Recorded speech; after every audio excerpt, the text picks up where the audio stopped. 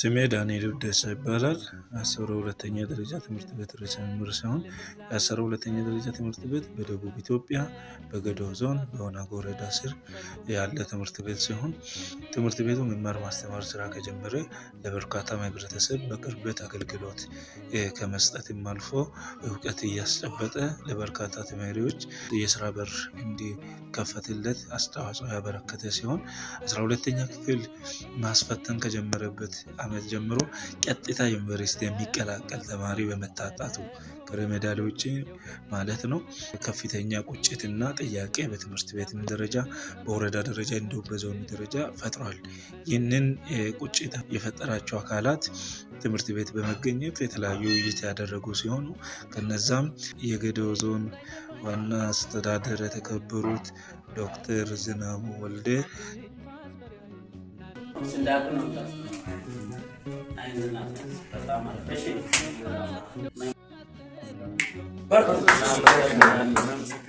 የተከበሩት የገዶ ዞን ትምህርት መምሪያ አቶ ዘማች እንዲሁም የተለያዩ ከፍተኛ አመራሮች በትምህርት ቤት ደረጃ በመገኘት የተለያዩ ችግሮችን ከትምህርት ቤት ጋር በመወያየት ቀጣይነት መፈታት ባሉ ጉዳዮች ላይ ተወያይተው አቅጣጫ አስቀምጠው ድጋፍ እንደሚያስፈልግ ያረጋገጡልን ሲሆን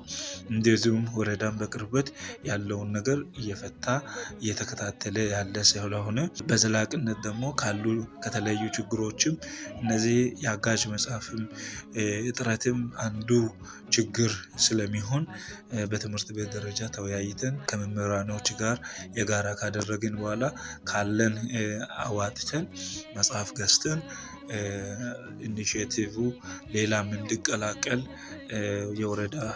አስተባባሪ አካላት ኢኒሺየቲቭን እንዲያስጀምሩ አድርገን እነርሱ መጥተው ጉዳዩን አስጀምረው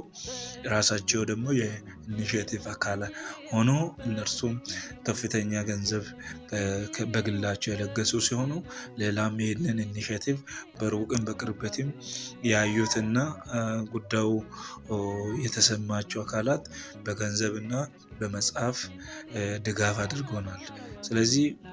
በድጋፉ ላይ የተሳተፉትን ከፍተኛ ባለሙያ ከፍተኛ አመራሮች እና በሩቅም በቅርብም ያሉትን እጅግ አድርገን እያመሰገንን አሁንም የትምህርት ቤቱን ችግር በዘላቂነት ለመፍታት የገንዘብና የቁሳቁስ ድጋፍ ስለሚያስፈልግ በቅርበትም በሩቅም ያላችሁ በወረዳ በዞን እንደዚሁም በተለያየ በክልልም በፌደራል ደረጃ በውጭም ያላችሁ ድጋፍ እንድታደርጉ ጥሪያችንን እያስተላለፍን ስለምታደርጉልን ድጋፍ ከልብ እናመሰግናለን። የሚገኘው በትምህርት ነው።